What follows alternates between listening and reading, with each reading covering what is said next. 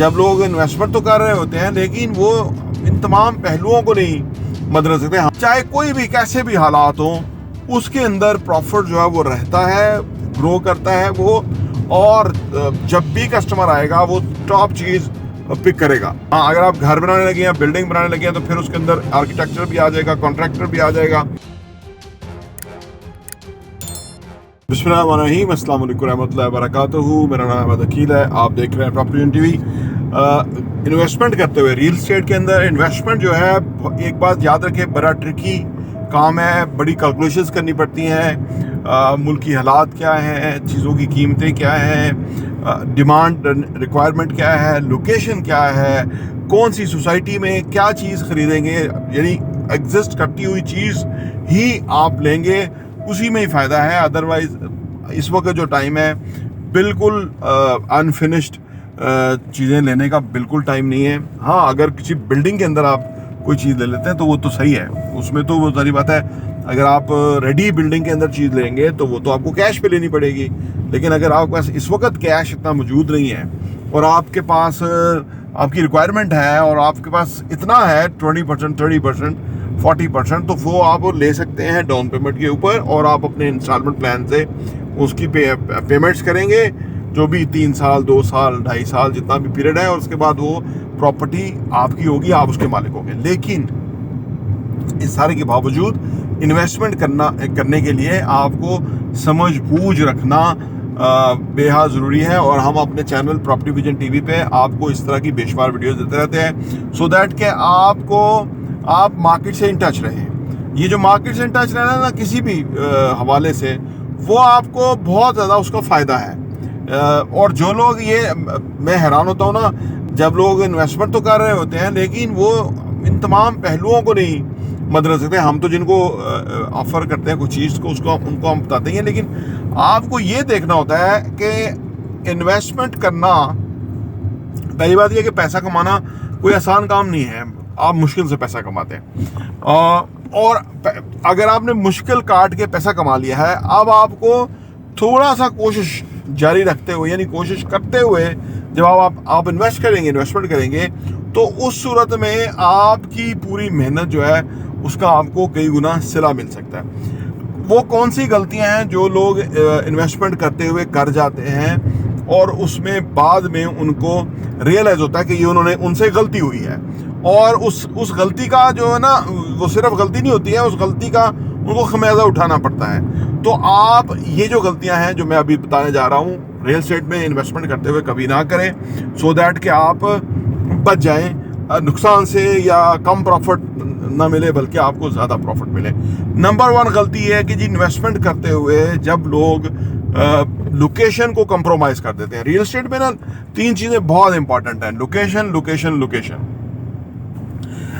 अच्छी लोकेशन हर किसी को अपील करती है। अच्छी लोकेशन की प्रॉपर्टी का हर वक्त खरीदार मौजूद होता है। अच्छी प्रॉपर्टी, चाहे कोई भी कैसे भी हालात हो, उसके अंदर प्रॉफिट जो है वो रहता है, ग्रो करता है वो, और जब भी कस्टमर आएगा वो टॉप चीज़ पिक करेगा। तो इसलिए लोकेशन पे कभी कंप्रोमाइज़ ना करें। बाकी चीज़ों पे वैसे तो किसी चीज़ पे भी कंप्रोमाइज़ नहीं करना चाहिए, लेकिन होता यह है कि लोग बाकी चीज़ें सारी देख लेते हैं, लोकेशन कंप्रोमाइजिंग ले लेते हैं। उसका जो नुकसान है वो ये होता है कि वो प्रॉपर्टी, कल को आपने प्रॉपर्टी इन्वेस्टमेंट के लिए ली ना, या अगर तो आपने रहने के लिए आपने लिए और आपने लोकेशन कंप्रोमाइज़ कर दी है, नुकसान तो फिर भी है, लेकिन उस सूरत में ये है कि आपने खुद रहना था। अब आपका जो चीज़ थी, फॉर एग्जांपल, वो आपने करोड़ की ली, वो कल को 2 करोड़ की हो सकती थी, लेकिन आपकी 1.25 करोड़ ही हुई, 1.5 करोड़ ही हुई, क्योंकि आपने लोकेशन सही नहीं पिक की थी। तो ये तो आपको नुकसान होगा, लेकिन क्योंकि आपने बेचना नहीं है तो अब आपका नुकसान इतना फील नहीं होता। लेकिन अगर आपने कोई चीज़ लेनी है और आपका मकसद है कि 2-3 साल के बाद, 4 साल के बाद आप बेचें और उस पैसे को इन्वेस्ट करें और जगह पे रीशेप करें अपनी प्रॉपर्टी को, तो फिर आपको लोकेशन बड़ा प्रॉब्लम करेगी। दूसरी बात यह है कि जब आप प्रॉफिट टेकिंग के लिए जाएंगे, अच्छी लोकेशन के लिए कस्टमर ज़्यादा प्रॉफिट देने के लिए तैयार हो जाता है, क्योंकि उसे पता है कि इससे मुझे काफ़ी कुछ बच रहा है और मिसाल के तौर पे प्रॉपर्टी है। तो लोकेशन हर ख़रीदारी में, हर इन्वेस्टमेंट में, रियल एस्टेट में टॉप प्रायोरिटी पे रखें कि आपने लोकेशन आपको कभी भी कंप्रोमाइज नहीं करना और आपने वही चीज़ लेनी है जो कि स्टॉप लोकेशन पे हो। नंबर 2 कि जी खरीदते हुए आप मार्केट का सर्वे ज़रूर करें। देखिए, जैसे मैंने पहला नंबर पे बताया ना कि लोकेशन के साथ जुड़ी हुई चीज़ है कि आप जो चीज़ कीमत दे रहे हैं, क्या वो कीमत भी जस्टिफाइड है कि नहीं। ऐसा तो नहीं कि लोकेशन की कीमत ही बहुत वसूल की जा रही है, तो वो भी आपके के लिए प्रॉब्लम हो जाएगा आने वाले टाइम में। लिहाजा आप कीमत भी ठीक होना ज़रूरी है, यानी रीजनेबल प्राइस्ड चीज़ आपको मिलनी चाहिए, उसकी कीमत भी रीजनेबल हो।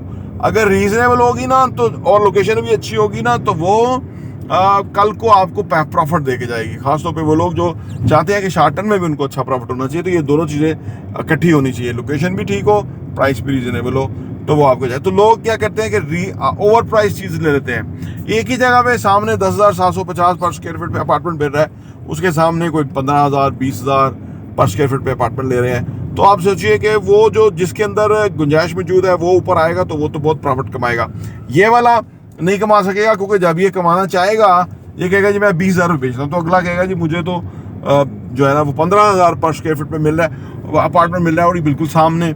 अब ये कहेगा जी मुमकिन नहीं है, वो सही कहेगा कि ये मुमकिन नहीं है, लेकिन क्योंकि वो खरीदार ने 10,750 पे लिया हुआ है, उसको तो उसकी बाइंग तो और भी बारे में है, तो 4,000 पर स्क्वायर फीट पे उसको तकरीबन बेच रहा है, तो वो बेचने के लिए तैयार होगा, तो वो आपकी ट्रांजेक्शन होगी और उसके ऊपर आप कमा सकेंगे, जबकि आपकी कीमत आपने सही रीजनेबल के ऊपर आपने चीज़ ली होगी।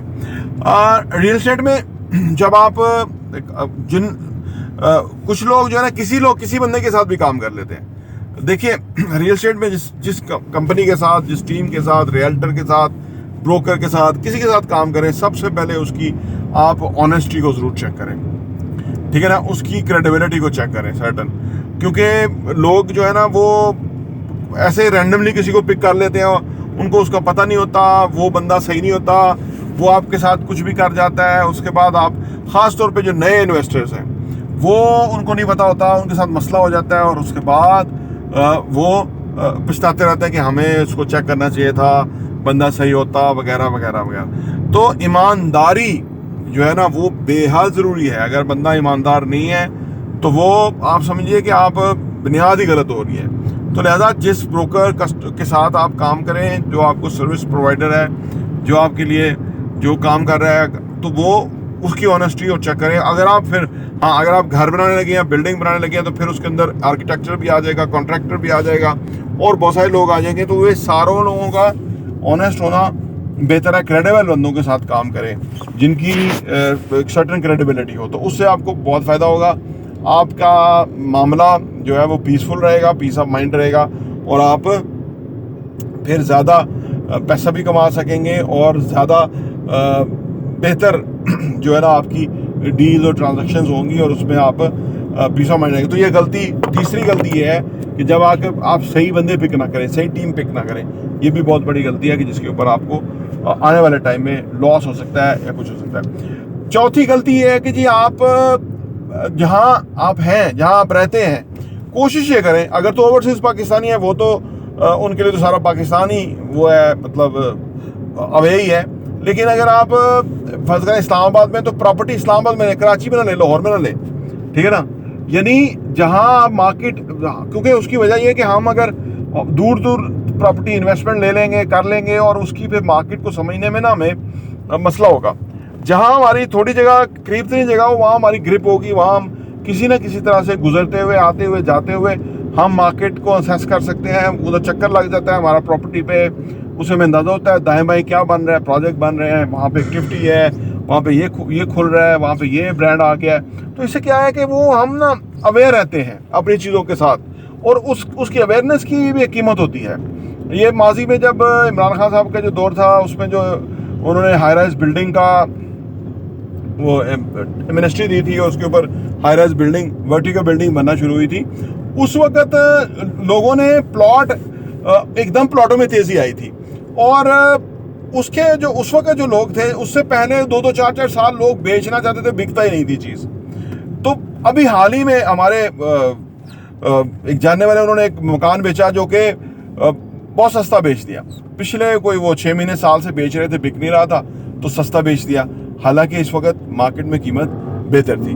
तो आपकी जो अवेयरनेस है ना अपनी प्रॉपर्टी के हवाले से वो, और अपने एरिया के हवाले से, और अपनी, तो इसकी होना भी ज़रूरी है। और अगर आप ऐसी जगह प्रॉपर्टी ले लेते हैं जहां आप अवेयर नहीं है, नॉट वेल अवेयर, आप उसके साथ एम्फोसाइज नहीं कर सकते, यानी राब्ते में नहीं है, ज़्यादा नॉलेज नहीं रखते, तो वो आपको ना उसका बड़ी गलती होती है कि आपने वो ऐसी जगह पे कर दिया जहां आपने आपका पता ही नहीं है। और जो मैं कहना ये चाह रहा था कि वो प्लॉट जब महंगे हुए ना अचानक, तो वो लोग जो थे जो बेचना चाह रहे थे ना, तो बीच में जो लोग बेचने वाले ब्रोकर्स थे उन्होंने उनको उसी पे कीमत पे उठाया और आगे महंगी कीमत पे बेच दिया, तो वो बहुत पैसा कमा गए। ऐसे लोगों के साथ होता है जो मार्केट से अवेयर नहीं है, इंटच नहीं है।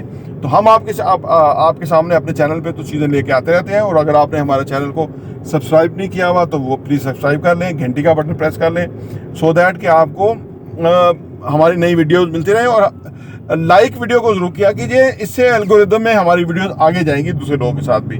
तो ये आप हमारे लिए ये आपकी बहुत बड़ी फेवर होगी।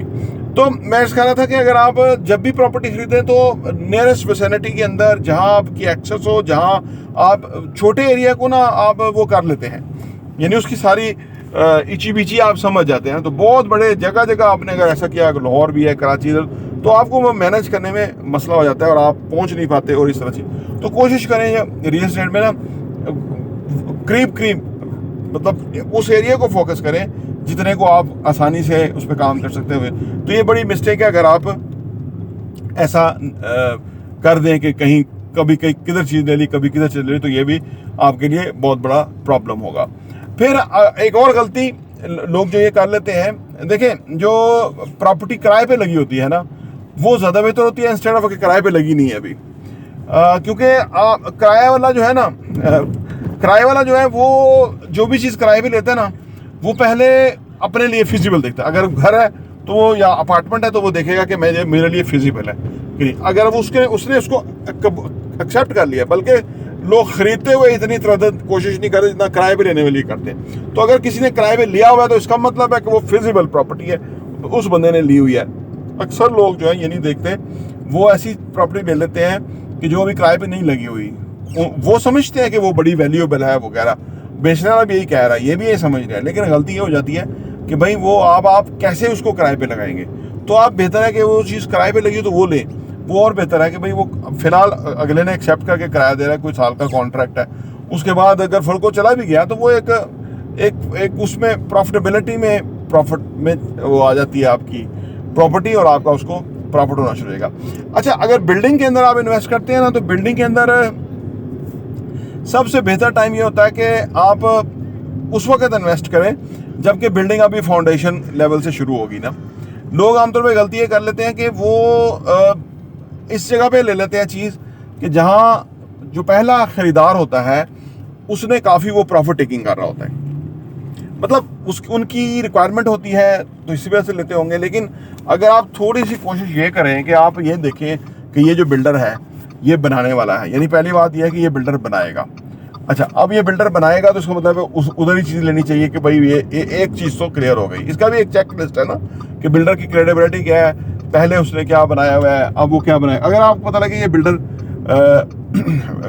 किने पहले बनाया हुआ है, इसकी क्रेडिबिलिटी है, तो वो लें। दूसरी बात ये कि उस वक्त लें कि जबकि कीमत भी एक तो रिजनेबल होती है और आपने बहुत थोड़ा सा डाउन पेमेंट देना होता है, और उसके बाद उसने जब बना देगा वो, जो कि वो उसमें कोशिश कर रहा है, वो बना देगा तो आपका प्रॉफिट उसमें खासा ज़्यादा आएगा।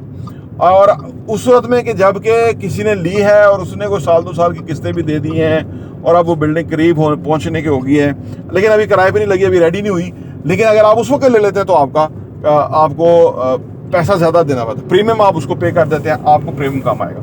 ये भी गलती है, ये भी आप उसको देखें आप। और लेकिन समटाइम ऐसा भी होता है कि आपको इसके बावजूद भी चीज़ मिल रही होती है, 2 4 6 लेंटर डल गए और चीज़ आपको भी डाउन पेमेंट में 30% में मिल रही है और बिल्डर भी ठीक है, बिल्डिंग बन रही है तो ठीक है, वो फायदे में रहती है चीज़ आपके लिए। उस वक्त आप ले लें तो आपको चीज़ फायदे में मिलती है। और बेशुमार गलतियां हैं, वीडियो लंबी हो रही है, मैं इंशाल्लाह किसी और वीडियो के अंदर मजीद जो गलतियां लोग इन्वेस्टमेंट करते हैं वो मैं आपके सामने रखूंगा, सो दैट कि आप इन गलतियों को आप ना दोहराएं, क्योंकि हर गलती जो है ना इन्वेस्टमेंट के अंदर आपको पैसे की शक्ल में आपको नुकसान उठाना पड़ता है, या प्रॉफिट कम होता है या आपको प्रॉफिट होता ही नहीं है। तो लिहाजा हम आपको इस तरह की और वीडियोस भी देंगे इन मौज़ूआत के ऊपर कि जो आमतौर पे लोगों से सरजद हो जाती हैं और उसके बाद उनको बाद में पछतावा होता है कि उन्होंने ऐसा किया क्यों किया। आप अगर हमारी रेगुलर वीडियो देखते रहेंगे तो आपको इंशाल्लाह ताला हम इसकी जो सारी बेस लाइन है वहाँ से हम आपको वो इन्फॉर्मेशन दे देंगे कि आपको फैसला करने में, इन्वेस्टमेंट करते हुए बहुत आसानी होगी। प्रॉपर्टी टीवी देखने का बहुत बहुत शुक्रिया।